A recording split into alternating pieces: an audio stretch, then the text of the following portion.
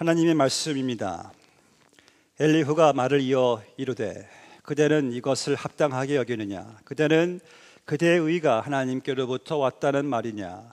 그대는 그것이 내게 무슨 소용이 있으며 범죄하지 않는 것이 내게 무슨 유익이 있겠느냐고 묻지만은 내가 그대와 및 그대와 함께 있는 그대의 친구들에게 대답하리라.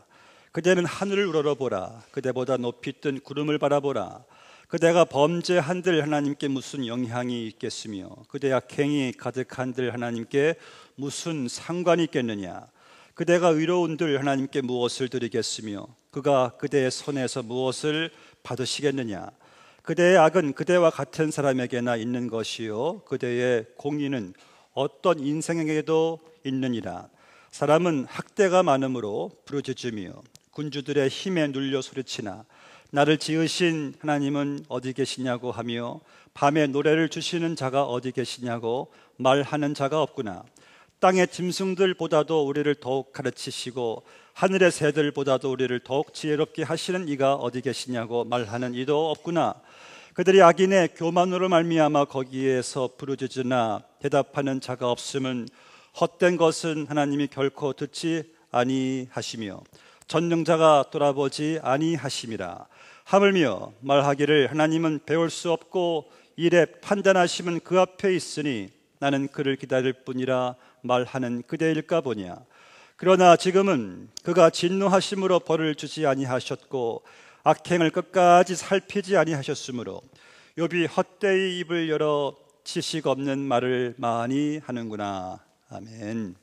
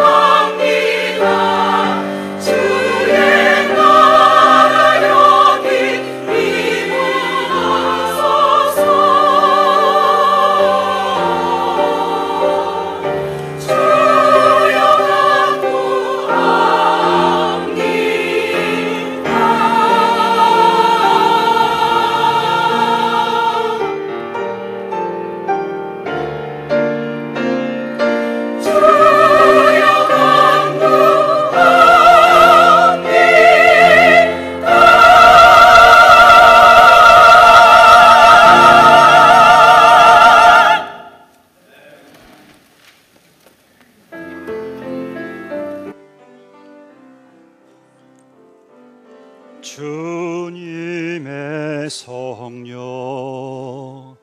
지금 이곳에 임하소서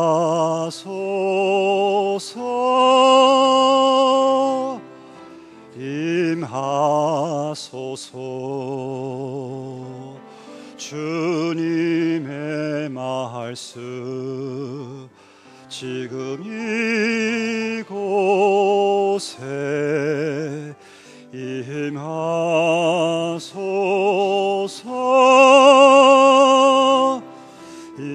임하소서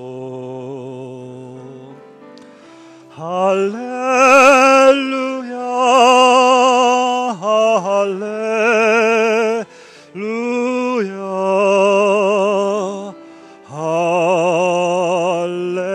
할렐루야 할렐루야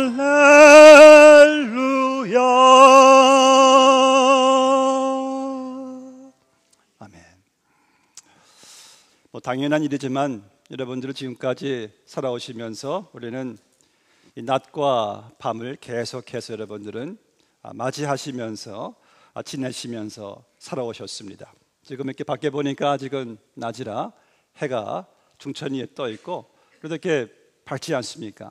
그런데 요즘은 또 겨울이라 한 또 5시쯤 되면은 또 해가 또 떨어지네요. 금방 밤이 오네요. 그래서 우리는 이 매일같이 오늘 이 낮과 밤을 통해서 여러분들은 시간을 맞추고 계획을 맞추시고 또 일하고 자고 깨어나시고 합니다. 그래서 하나님이 지으신 이 자연의 이 낮과 밤이란 이치 앞에서 여러분들은 지금까지 또 2013년도를 또 바라보고 있지 않습니까? 그래서 이 밤이 온다는 것은 우리한테 전혀 생소하잖아요. 또 밤이 왔나? 왜 이렇게 밤이 오지? 그런 분들이 없어요. 당연히 밤은 오는구나 하면서 여러분들은 밤을 맞이하고 또 거기에 따른 또 대비책을 또 여러분들이 준비를 합니다. 그런데 여러분, 우리 인생에도 이 낮이 있는가 하면은 또 밤이 온다는 말씀이에요. 인생에 밤이 온다는 말씀이죠.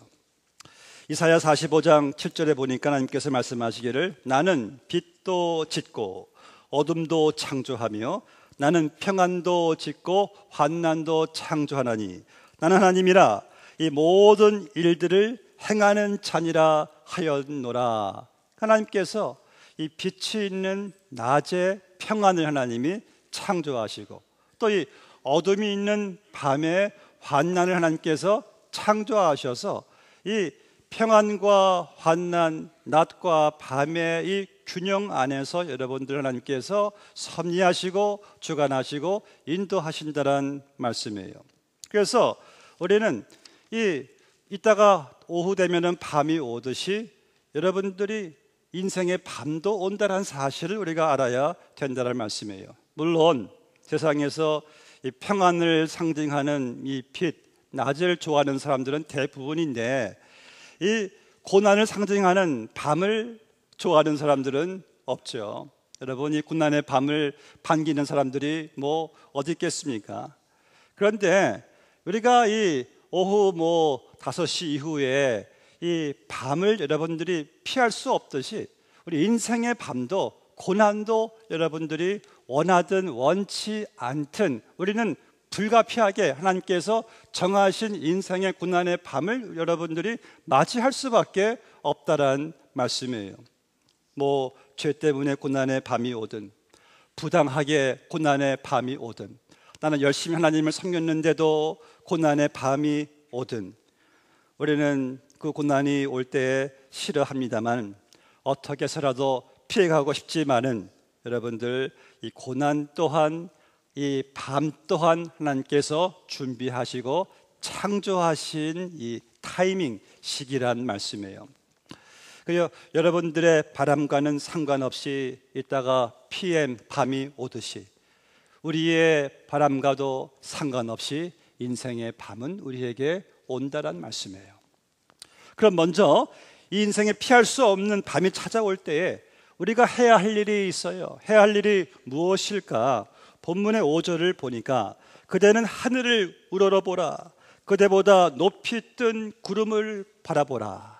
지금 이제 이 엘리후란 자가 고난을 받고 있는 욥이 자기의 이 의로움을 내세우면서 욥은 내가 왜 이런 고난을 받아야 하는지 이해를 못하겠다며 하나님 앞에서 자기의 정당성을 이렇게 호소하면서 불평하고 있다고 엘리후가 생각을 합니다. 그래서 엘리후는 알고 있었어요.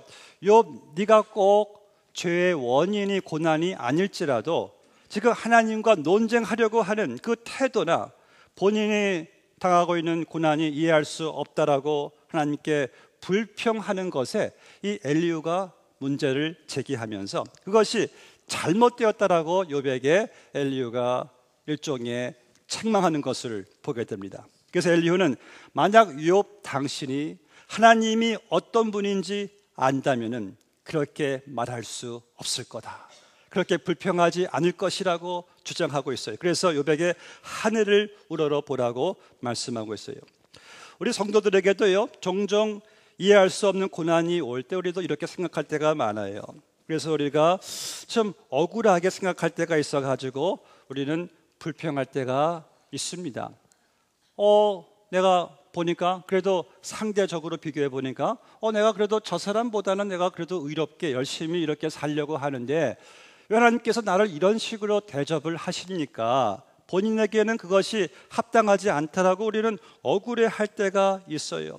왜냐하면 본인은 그러한 어려움을 겪을 만큼 죄인이 아니라는 그런 생각이 우리를 괴롭게 만들 때가 있어요. 그래서 하나님, 내게 이런 식으로 행하시면 안 되죠 라고 우리가 생각할 때가 있어요. 하나님은 나를 위해서 내가 원하는 것을 행하시고 베풀어 주셔야 한다는 생각을 해요. 심지어 그동안 내가 얼마나 교회에서 봉사했는데 하나님 이러실 수가 있습니까? 왜 내게 이런 대접을 하나님께서 받아야 되는지 제가 납득이 안 된다면서 우리는 그 마음에 참 그 불편함이 있고 답답함이 있고 하나님께 그 하나님이 행하시는 일이 합당하지 못하시다는 그런 생각에 우리가 불평할 때가 있어요. 근데 그런 생각이 들 때에 본문의 5절 말씀처럼 하늘을 우러러 봐야 됩니다. 우리보다 높이 뜬 구름을 바라보아야 한다. 이게 어떤 말씀인가? 나의 피조물됨을 알고 창조주 되신 하나님을 여러분들이 우러러 보란 말씀이에요. 나의 이 제한된 이 지식을 알고 하나님의 무한한 지식을 가지신 하나님을 바라보란 말씀이에요. 나의 이 낮음을 알고 그분의 높으심을 바라보란 말씀이에요. 나의 이 한계를 알고 한계를 초월하신 더 높으신 하나님을 바라보란 말씀이에요. 그러할 때 그렇게 엄청난 나와 하나님의 차이를 볼 때에 때론 우리가 이해할 수 없는 것, 그렇다면 하나님께서는 그렇게 나를 초월하신 분이신데 그 하나님은 과연 내가 이해할 수 있는 것만 행하셔야 됩니까? 그렇지 않아요. 우리 자신이 납득해야지만이 하나님께서 옳다는 것을 인정할 수가 있습니까? 아니 내가 인정해야지만이 하나님이 하나님 되시고 내가 인정하는 그분의 역사만 하나님이 역사하시는 겁니까? 여러분, 이 얼마나 참이게 교만하며 불경건한 생각입니까? 아니 공자 앞에서도 문자를 안 쓰는데 어떻게 내가 무한하신 하나님 앞에서 내 작은 지식과 내 한계 속에서 인정되고 이해되는 하나님만이 옳다라고 생각할 수가 있느냐? 그럴 수 없다는 말씀이에요. 여러분, 하나님은 크십니다. 아니 이렇게 제가 말로 표현하기에 민망할 정도로 그분은 너무나 크신 분이시고 너무나 위대하신 하나님이세요. 그런데 우리가 우리의 한계로 제한된 지식을 가지고 설명할 수 없다고 하나님이 옳지 않은 겁니까? 그렇지 않다란 말씀이에요. 하나님은요, 우리의 한계로 다 설명되는 분이 아니에요. 다 이해될 수 있는 분이 아니십니다. 그럼 우리가 뭐 하나님이시게요? 우리는 당연히 하나님을 다 할 수는 없어요. 다 이해할 수는 없지만은 그러나 우리는 하나님의 높으심을 알기 때문에 하나님을 인정하고 그분의 오르심 앞에서 엎드릴 수밖에 없다는 말씀이에요.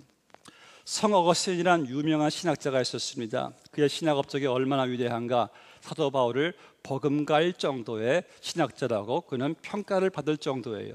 아니, 종교 개혁가들 칼빈, 루터 이런 모든 사람들의 그는 선구자였습니다. 다 그의 영향을 다 받은 자들이었어요. 그래서 그의 진솔된 인물됨과 그의 신앙, 그의 사상성을 볼 때 그는 기독교가 낳은 최고의 그는 저술가요, 신학가로 평을 받는 분인데, 이분이 어느 날 어떠한 그 하나님에 대해서 이해가 안 돼가지고 납득이 안 돼가지고 그냥 괴롭게 갈등하는 가운데 꿈을 꿨어요. 꿈을 꿨는데 이분이 꿈에 바닷가 물의 사장을 걷고 있었습니다. 하나님께서 왜 그렇게 하시는 걸까? 이해가 안 돼요. 그런 가운데 쭉 걷고 있는데 앞에 어느 노인 한 분이 쭈그리 앉으셔가지고 못을 자꾸 물을 퍼내고 있어가지고 가서 보니까 이분이 바다가 밀려오는 그 지점에 그 모래사장에 구덩이를 파가지고 숟갈 하나 가지고 물을 계속 퍼서 담는 거예요. 그래서 이 어거스틴이, 노인장 지금 뭐 하시는 겁니까? 저는 이 모든 바닷물을 다 이 작은 웅덩이에 지금 넣고 있는 중이라고.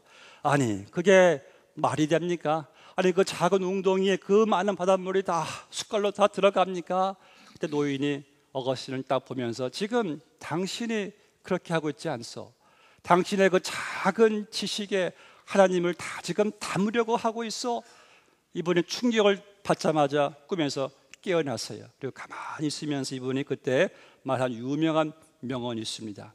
나는 이해하기 위해서 먼저 믿는다. 다 이해하고 믿는 게 아니에요. 하나님을 다 이해할 수는 없지만은 그분의 전지전능하심을 내가 믿고 나아갈 때에 조금씩 이해하게 된다는 말씀이에요.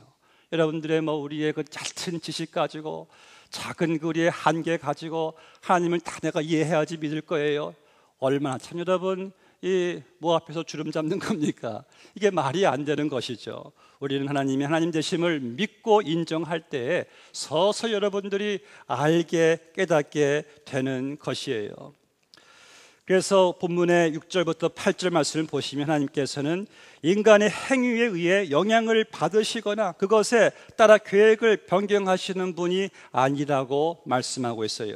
하나님은요, 그분의 모든 섭리와 통치는요, 여러분들의 생각과 여러분들의 판단과 여러분들의 예측을 그는 초월하시고 벗어나시는 분이시기 때문에 혹 여러분들이 우리의 삶에 있어서 이해되지 못하는 부분이 있다 할지라도 절대 하나님을 의심하거나 불평해서는 안 돼요. 우리는 하나님께서 그분의 초월적이신 뜻과 역사를 가지고 내가 이해할 수는 없지만은 그분의 섭리와 그분의 주권을 가지고 인도하신다는 사실을 여러분들이 인정해야 되는 것이 욥기서 전체가 우리에게 계속해서 도전하고 있는 하나님의 섭리고 주권인 것입니다. 여러분, 혹시 지금 내가 당하는 고난이 이해가 안 되십니까? 이해가 안 돼. 내가 왜 이런 일을 당해야 돼? 그렇다면은 한번 역설적으로 우리가 이해할 수 없는 하나님의 그 불가사의한 사랑 한번 우리가 생각해 보시자고요. 저는 그분의 사랑이 참 불가사의해요.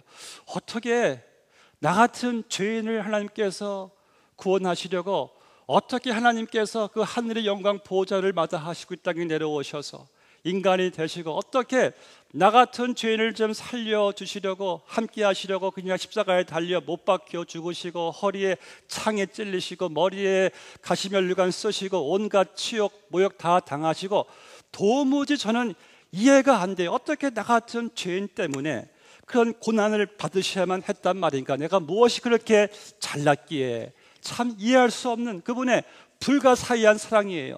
근데 여러분, 그 사랑을 한번 제가 묵상해 보니까요, 그 이해할 수 없는 그분의 불가사의한 사랑이 지금의 이해할 수 없는 나의 상황이, 환경이 조금 이해가 되더라고요. 나는 지금의 상황을 이해할 수는 없지만은 자기의 아들까지 죽이신 그 사랑을 내가 안다면은요, 그분을 결코 우리는 의심할 수가 없어요. 그분의 사랑을 결코 의심할 수가 없다는 말씀입니다. 하나님의 그 불가사의한 사랑. 여러분, 우리는 하나님을 절대로 어떤 일 가운데 범사의 상황 속에서 하나님을 의심해서는 안 됩니다. 부정해서도 안 되고요, 불평해서도 안 돼요.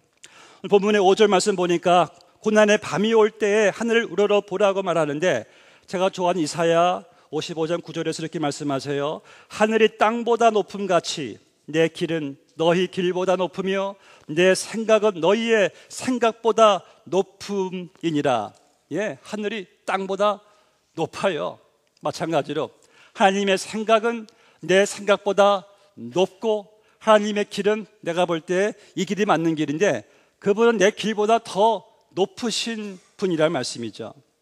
그래서 여러분, 우리가 어찌 그 높고 깊은 마음을 우리 인생이 다 헤아릴 수가 있겠습니까? 그래서 본문의 9절부터 쭉 말씀하시는 것이 하나님의 절대 주권을 믿으란 거예요. 그러니까 우리에게 일어나는 모든 일들이 작은 일일지라도 이것이 결코 우연이 없다라는 말씀이에요. 그래서 여러분들은 극진히 우리를 사랑하시는 하나님의 주권적 역사로 말미암은 것을 믿어야 됨으로 말미암아, 그래서 이 신앙이라는 것은 무엇입니까? 늘 긍정적이고 늘 적극적이어야 돼요. 왜요? 내 삶에 내가 접하는 모든 것들이 다 하나님의 주권 가운데 있으니까. 그렇게 해서 보니까 정말 잃어버린 것보다 얻은 것이 더 많더라고요.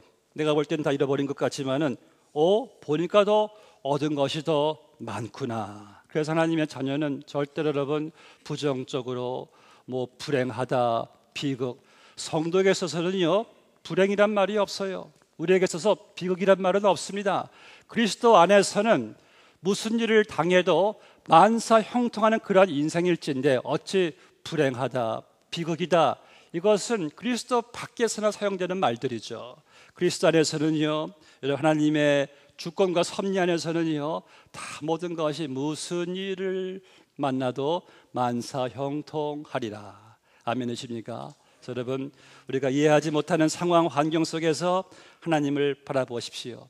나를 초월하신 그분을 바라보실 때에 우리는 그분께 나의 현실을, 삶을 맡길 수가 있게 될 것입니다.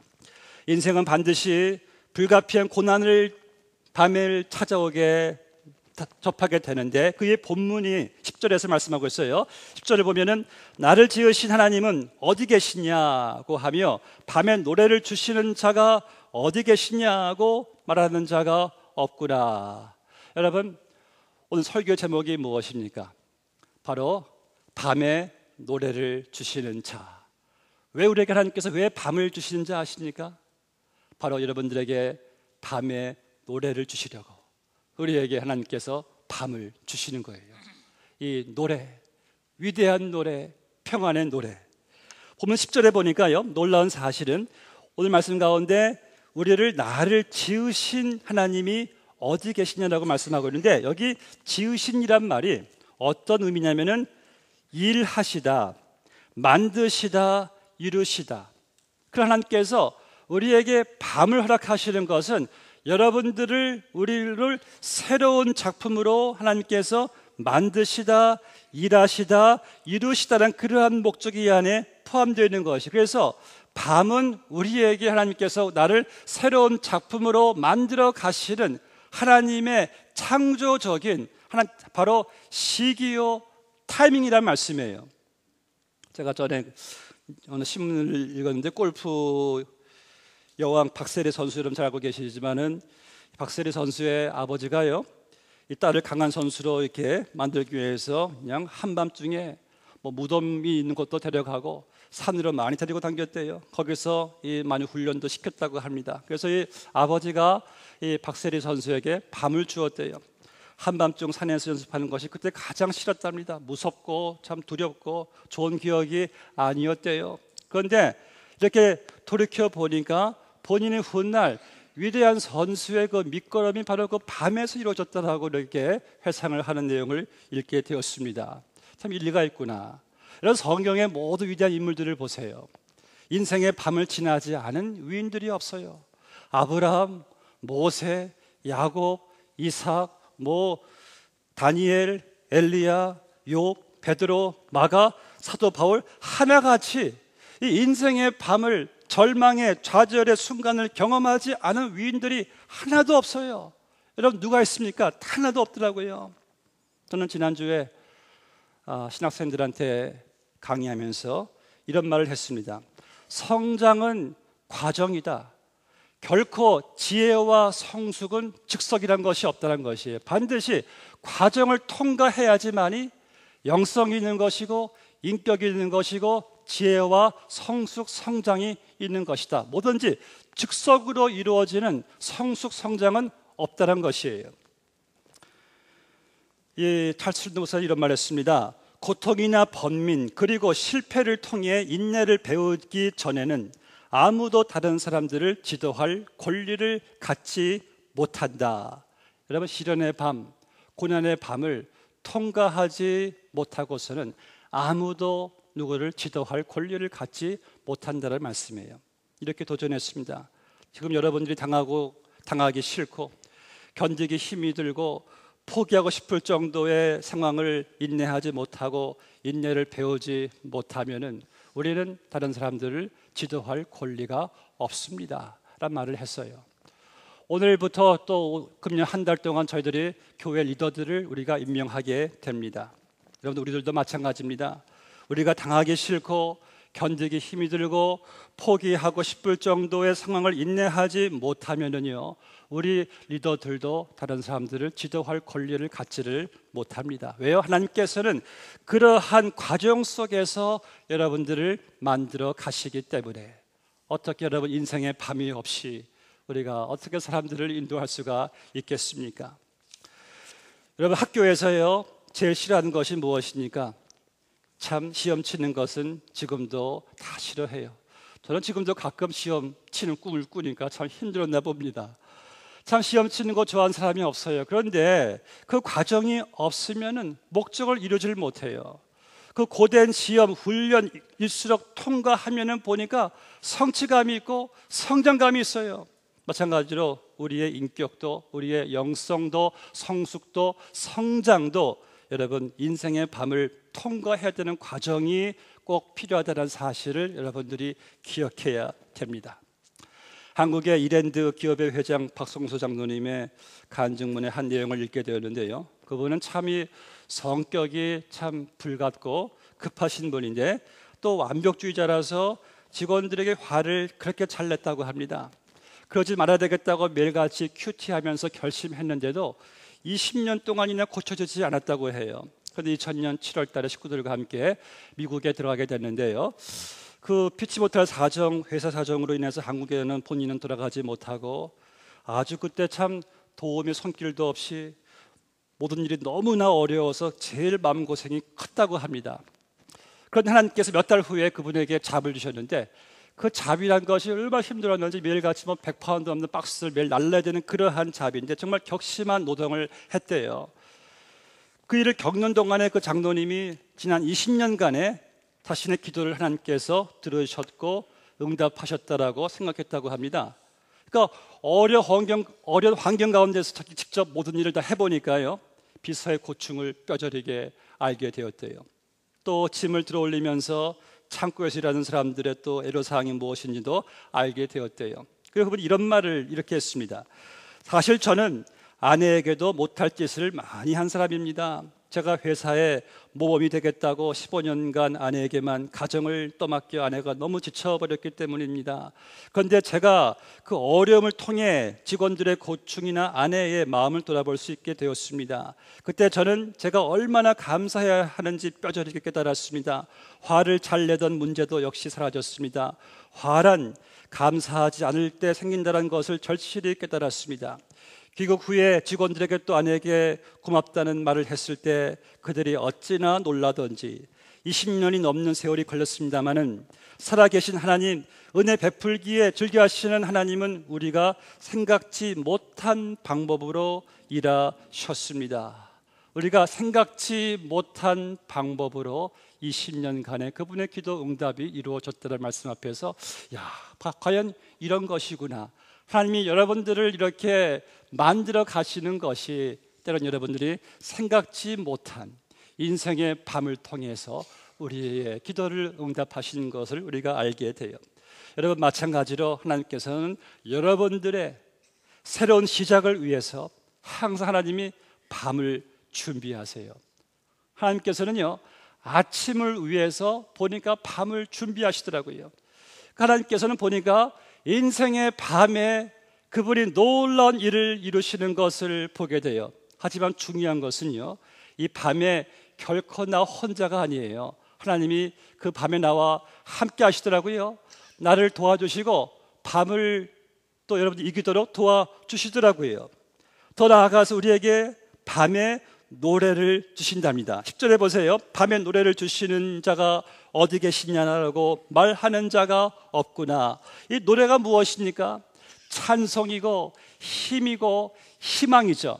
근데 놀라운 사실은요, 이 노래의 본 뜻은요, 아침을 알리는 노래라고 합니다. 여러분, 우리는요, 유대인들과 좀 달리 하루를 계산해요. 우리는 보통 하루 할 때는 우리의 계산은 아침으로 시작해서 밤으로 마치는데, 유대인들은 정반대예요. 그분들은 밤에서 시작되고 아침으로 마쳐요. 창세기 1장 보세요. 저녁이 되며 아침이 되니 첫째 날이니라. 저녁이 되며 아침이 되니 둘째 날이니라. 저녁이 되며 아침이 되니. 그들의 하루의 계산은요, 저녁으로 시작해서 아침으로 끝나고 우리는 아침이 시작해 저녁에 마치는데, 참 그들이 더 긍정적이에요. 여러분, 그리스도 안에서요, 하나님의 자녀들은요, 인생의 밤이 온다고 해서 절대 밤으로 마치는 인생이 아닙니다. 이 밤은요, 아침을 향해 가는 하나의 하나님의 창조적인 과정, 시간에 불과한 것이에요. 제가 한때 좋아했던 제 제자가 불렀던 노래, 이 밤의 끝을 잡고, 이런 노래 아시는지 모르겠어요. 우린 밤의 끝을 잡지 않습니다. 우리가 부른 노래, 시온의 영광이 빛나는 아침, 어둡던 이 땅이 밝아오네. 슬픔과 애통이 기쁨이 되니 시온의 영광이 비춰오네. 이것이 바로 성도의 삶이에요. 인생의 밤이 올 때에 우리의 그 밤은 밤으로 끝나는 적이 한 번도 없었어요. 그 밤은 결국 하나님이 함께 하시고 이끌어 가시는 아침을 향한 노래의 희망의 힘의 활력에 불과한 것이죠. 여러분, 우리 가운데 혹시 밤을 지나가시는 분이 있습니까? 그러면은요, 하나님께서 아침에 가지고 오실 성숙을 바라보시고 영성을 바라보시고 또 상급을 바라보시고 성장을 바라보시고 나아가 천국을 바라보십시오. 우리의 인생은요, 참 보니까 항상 아침이에요. 아침. 이것이 바로 주님과 함께 살고 있는 성도들의 산 소망이 아니겠습니까? 이 땅에 살다가 뭐 사업의 어려움, 자녀의 어려움, 질병의 어려움이 있습니까? 다 우리를 하나님께서 만들어 가시는 과정이죠. 혹시 또 죽음의 어려움, 역시 천국의 아침을 맞이하게 될 것이니 우리에게는 그저 우리 앞에 있는 것은 시온의 아침이 빛나오는 시온의 대로가 우리 앞에 열렸다는 사실 앞에서 우리가 왜 주 안에 있는 나에게 왜 딴 근심이 있겠습니까? 우리 여러분, 주님과 함께 우리 이 밤을 잘 지나가시고 승리하시기를 기억하세요. 성도에 있어서요, 인생의 밤이란 그저 우리에게 새로운, 우리에게 변화된 복된 아침을 맞이하는 과정일 뿐이니까 여러분, 밤에 감사하십시오. 밤에 노래를 부르세요. 찬송을 부르시기를 주의 이름으로 축원합니다. 같이 기도하시겠습니다. 아버지 하나님, 감사합니다. 우리와 함께 하시고 우리를 주관하시고 우리를 떠나시지 아니하시는 하나님, 저희들을 지금까지 인도해 주심에 감사합니다. 아버지, 저희들이 지금까지 오면서 여러 인생의 밤들을 거쳐갔습니다. 그런데 하나님, 우리가 돌아보면 깨닫는 것이 하나님께서는 그 인생의 밤에 너무나 많은 일들을 해 주셨습니다. 아버지께서 준비하시는 것이고 아버지께서 창조하시는 것이오니 저들 이제 천국 가는 그날까지 어떠한 상황과 범사와 환경 속에서 늘 아침을 바라보며 하늘을 바라보며 노래하며 감사하며 찬송하며 살아갈 수 있도록 인도하여 주시옵소서. 예수님의 이름으로 기도하옵나이다. 아멘.